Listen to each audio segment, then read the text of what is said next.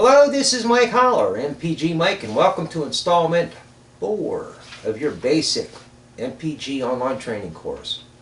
Now today we're going to talk about another mover and shaker. His name is Tom Ogle. In 1979, Tom Ogle drove a 1970 Ford Galaxy 500 104 miles on a single gallon of gas.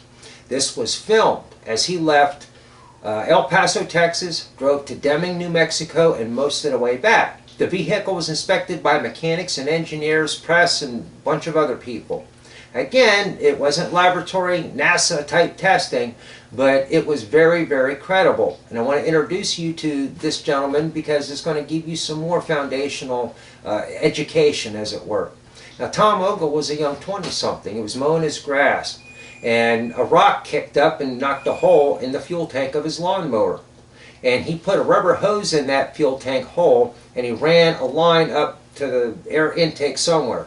Bottom line is that he was running that lawnmower on vapor, and he mowed that entire yard several times without adding gas, which was just unheard of.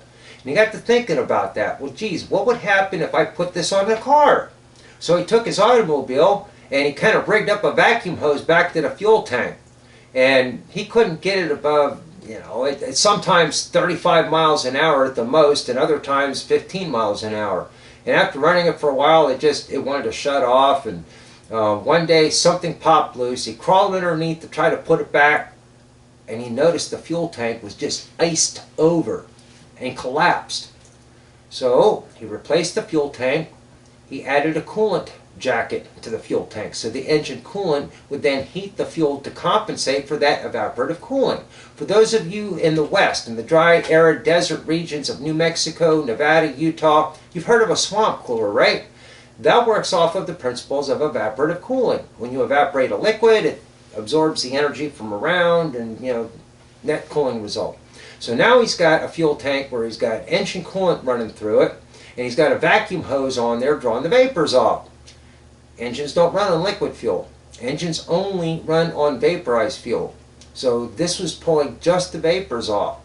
So little by little, over time, he started putting filters in it, refining the process, and he finally got it to where it was, in his opinion, about perfect. And that's when he called all the press, made up the arrangements to do this big shindig and travel from, Texas to New Mexico and back.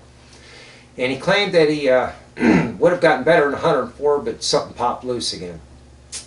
Anyways, a retired Navy admiral from Washington State bought Tom Ogle's patent. And he got one of the best engineers of the day involved to try to make this production worthy, get it commercial ready. And I had the opportunity to interview this technician, this engineer that was involved in it. And he said that they were able to get over 140 miles per gallon out of a similar car, 74 Galaxy 302 V8. But they had some issues, and they spent 2 years trying to work through the issues. Well, to fast forward and cut to the chase here a little bit, the filters that Tom Ogle used, and you saw the image, there's 3 stages of filters. After the first tank of getting 140 miles per gallon, they'd fill up again, and the second tank it would drop down to 70 miles per gallon or so, and the power was just not there. I mean, noticeable loss in power. By the third tank, the thing was getting barely drivable, and then by the fourth tank, it really was not drivable. And the only solution that they could come up with was replace these filters every time you filled the tank. Well, you're going to spend the big bucks on a super duper fuel economy system to save money. Well, when you have to buy these expensive filters every time you fill up with gas, that kind of offsets your savings, right? This company wound up selling retrofit fuel injection systems. So Tom Ogle's patent just kind of went quietly by the wayside. But it incorporated a few rather important design aspects. First of all, there's multi-stage filters. Today's gasoline is made up of heavy stuff like dodecane and real light stuff.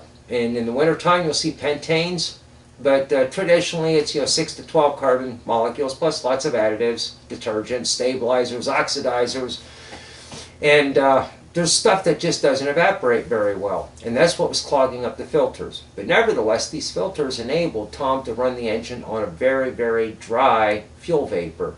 Liquid fuel doesn't burn.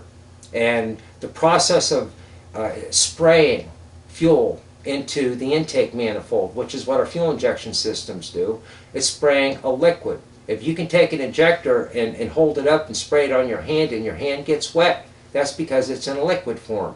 So Tom was able to produce a very dry vapor, and that's what helped him to get that high fuel economy. If you remember from a week ago, we talked about Charles Pogue. Those spiraling chambers that you saw in the diagram was alternating exhaust and fuel. And the exhaust would come in, spiral around, come out, go to the other one, spiral around, then go back into the exhaust system. The fuel would come in this side, spiral around, vaporize, go to the other side, spiral around, vaporize some more, get mixed with additional air. There's more to that, and I will get to that in a later lesson. It's going to be intriguing, educational, and very valuable for you to know, I believe. Nevertheless, I think that gives you a little further understanding of what makes fuel economy work. Thank you for watching this video, and we'll see you in 3 days.